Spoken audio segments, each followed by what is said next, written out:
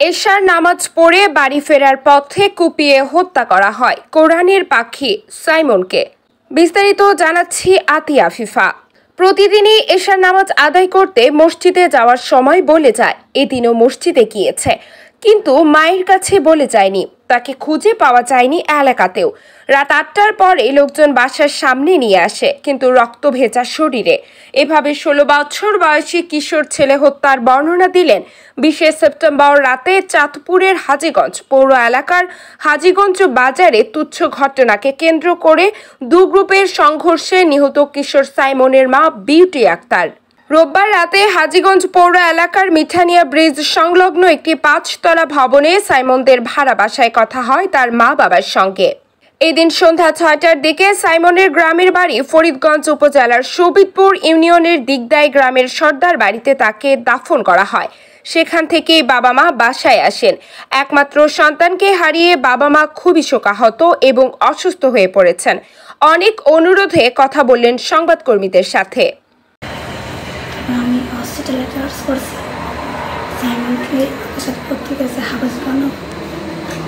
Simon পর চলেছিল, যা বছর চলে 14 বছর চলে আমি এখানে নিয়ে এসেছি। তখন 14 বছর বয়স ছিল। জি জি। তারপরে আমি হাফেজ বানো তাকে আমি কাজ করছি, হসপিটালে কাজ করছি। ছেলে মানুষ কর, সেই বাবা কোনো খোঁজ খবর নেয়নি, আমারও নেয়নি, ছেলেরা নেয়নি। আমি মানুষ করতে চাইছি। বিউটি আক্তার বলেন, স্বপ্ন ছিল ছেলে কোরআনের হাফেজ হবে, যে কারণে গত 2 বছর আগে এলাকার সাউদুল কোরআন হিফজ মাদ্রাসায় ভর্তি করাই। সেখানে হিফজ বিভাগে পড়াশোনা করত সাইমন। ঘটনার দিন শুক্রবার দুপুরে আমার ছেলে খুব আনন্দ উল্লাস করছিল। তখন বাসার প্রতিবেশীরা বলছিল সাইমন খুব দুষ্টামি করে, তার কোনো বিপদ হতে পারে, কিন্তু এসব আমি কিছুই মনে করিনি। পরক্ষণে সত্যি সত্যি আমি ছেলেকে হারিয়ে ফেললাম। আর কোনোদিন সাইমন আমাকে মা বলে ডাকবে না। আমার কথা হচ্ছে, আমাকে বলছে মা, মারা খুশি লাগতেছে। তবে আমি অনেক বলতেছে আমার ছেলে কি করে আমার হতে খুশি খুশি লাগতেছে, কুমপির করে আসতেছে। সে আমার কাছে বললো আর কি, বুঝ দিল আমার ছেলে মোবাইল টিপে ভাত খেলো, নামাজ পড়েই ভাত খেয়েছে। ভাতটা খায়, নামাজ পড়ে ইয়া করছে, মোবাইল টিপছে। আসর তো না করে নামাজ পড়ছে, পড়ার পরে মোবাইল টিপছে, সকানি করছে। ওর নাকি না অল্প আগে মা আমাকে আধুন বলে দেয় নামাজ পড়তো, এটা আমার বলাই নেই। আমার রাঙটা নামাজে গেছে, এখন আসতেছে না। আমি ডাকতেছি বাবা, বাবাকে ডাকতেছি, বাবা নাই, বাবা মসজিদে চলে গেছে। বাবা নামাজে পড়ে রওনা হয়ে গেছে বাইরে, আমার বাবা রওনা হয়েছে, বাবা পাই নাই আমি গো, আমি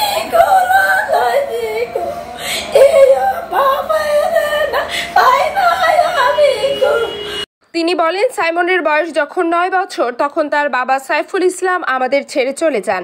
তিনি অন্যত্র বিয়ে করেন, আমার সঙ্গে ডিভোর্স হয়। ওই বয়সে সাইমনকে নিয়ে আমি বাপের বাড়িতে চলে আসি। গত 3 বছর আগে মোহাম্মদ ইউনুসের সঙ্গে বিয়ে হয় আমার।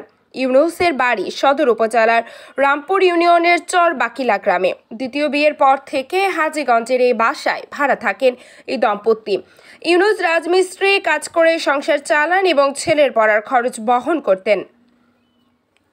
আবারও কান্না জড়িত কণ্ঠে বিউটি বলেন, গত 7 বছর আমার ছেলের খোঁজ নেয়নি তার জন্মদাতা পিতা সাইফুল ইসলাম। আমি মানুষের বাসায় কাজ করে ছেলেকে লালন পালন করেছি। আমার স্বপ্নই ছিল ছেলে হাফেজ ও আলেম হবে। আমার সেই স্বপ্ন ভেঙে চুরমার করে দিল ওরা আমার কলিজার ধনকে নির্মমভাবে হত্যা করলো। আমি আল্লাহর কাছে বিচার দিলাম, আমার মা বাবা নেই, আমরা 5 বোন, আমার কোনো ভাই নেই। সাইমনের বর্তমান বাবা ইউনুস বলেন, সাইমন হাজীগঞ্জ ঐতিহাসিক বড় মসজিদে এশার নামাজ পড়তে আসে। আমিও সেখানে এশার নামাজ আদায় করতে যাই। 4 রাকাত নামাজ শেষে একজন পরিচিত ব্যক্তি ফোন দিয়ে জানালো সংঘর্ষে সাইমন আহত হয়েছেন।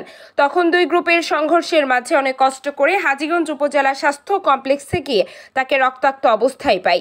সেখান থেকে কুমিল্লা রেফার করে। রাতেই কুমিল্লা থেকে পাঠায় রাজধানীর একটি বেসরকারি হাসপাতাল। সেখানে চিকিৎসারত অবস্থায় শনিবার সন্ধ্যায় 7টায় সাইমন মারা যায়। সেখানে হাসপাতালের খরচ আসে সব মিলিয়ে প্রায় 72,000 টাকা।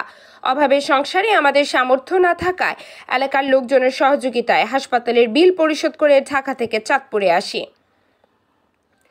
তিনি আরও বলেন, রোববার দুপুরে সাইমনের মরদেহ ঢাকার হাসপাতাল থেকে নিয়ে হাজীগঞ্জ থানায় আসলে ময়নাতদন্তের জন্য দুপুরে চাঁদপুর মর্গে পাঠায়। ময়নাতদন্ত শেষে গ্রামের বাড়ি ফরিদগঞ্জ দিগদাইর সর্দার বাড়িতে নামাজে জানাজা শেষে সাইমনকে দাফন করা হয়। ইউনুস হত্যার ঘটনা সম্পর্কে তিনি বলেন, তখন বাজারে 2 গ্রুপের সংঘর্ষ চলছিল। নামাজ শেষে বাসায় আসার জন্য সাইমন বড় মসজিদের গেটের সামনে রাস্তার পাশে দাঁড়ায়। অনেকক্ষণ অপেক্ষার পর বাসায় রওনা দিলে সন্ত্রাসীরা তাকে পেছন থেকে দেখে ধারালো অস্ত্র দিয়ে গলা ও পিঠে কোপ দেয়, তলপেটে আঘাত করে ছিদ্র করে দেয়। তখন সে মাটিতে লুটিয়ে পড়ে মৃত্যু যন্ত্রণায় কাতরাচ্ছিল। ওই অবস্থায় তার ছবি ফেসবুকে ছড়িয়ে পড়লে পরিচিত জন আমাকে ফোন করে জানায়। এখানে আসা শুনে আমার ছেলে অ্যাক্সিডেন্ট হয়েছে শুনে পরে আমি দৌড়িয়ে গেছি এই আলিগঞ্জ হসপিটালে। আলিগঞ্জ হসপিটালে যাই দিই আমার ছেলে দ্রুত আহত।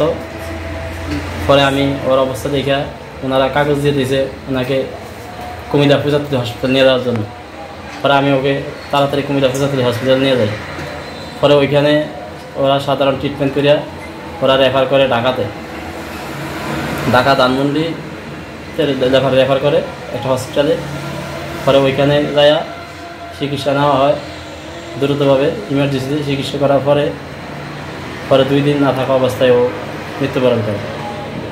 গলার ভিতরে একটা কোপ দিছে, তারপরে হাতে একটা কোপ দিছে, তারপরে ফেটের ভিতরে আপনার ওই যে সুই ঢুকিয়ে দিছে, আপনার বস্তা সিলাই না মোটা সুইগুলো ঢুকিয়ে দিছে, তারপরে ফিটে একটা কোপ দিছে। তো বেশি মৃত্যুটাই হয়েছে একমাত্র ওই সুইটা ঢুকিয়ে দেওয়া। সাইমন হত্যার ঘটনায় জনৈক সাইফুল ইসলাম নামে এক ব্যক্তি মামা পরিচয়ে হাজীগঞ্জ থানায় একটি হত্যা মামলা করেছেন। মামলার বিষয়টি নিশ্চিত করেছেন থানার ভারপ্রাপ্ত কর্মকর্তা মোহাম্মদ মহিউদ্দিন ফারুক। তিনি বলেন, মামলায় 300 থেকে 400 জনকে অজ্ঞাতনামা আসামি করা হয়েছে। এদিকে সাইমন হত্যার বিষয়ে মা বাবা কেউই কোনো মামলা করেননি বলে বিষয়টি নিশ্চিত করে তার মা বিউটি আক্তার দাবি করেন। তার কোনো ভাই নেই। বাবা ইউনুস বলেন, আমরা ওসিকে জানিয়েছি এই ঘটনায় আমরা কোনো মামলা করব না।